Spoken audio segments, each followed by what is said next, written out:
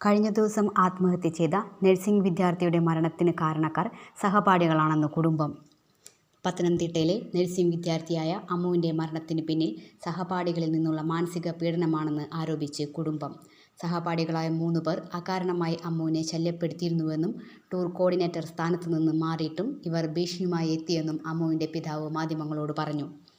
അവസാന വർഷ നഴ്സിംഗ് വിദ്യാർത്ഥിയായ അമ്മുവിനെ അകാരണമായി സുഹൃത്തുക്കൾ മാനസികമായി പീഡിപ്പിച്ചിരുന്നുവെന്നും ആരോപിക്കുന്നു.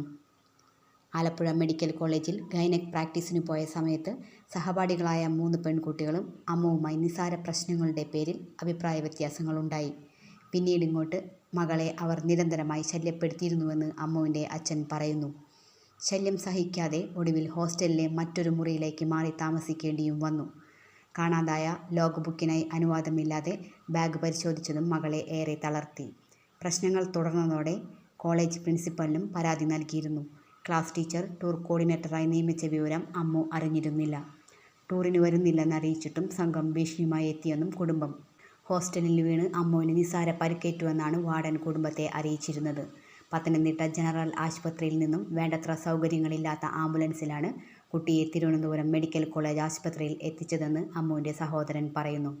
സംഭവത്തിൽ മുഖ്യമന്ത്രിക്കടക്കം പരാതി നൽകാൻ ഒരുങ്ങുകയാണ് കുടുംബം.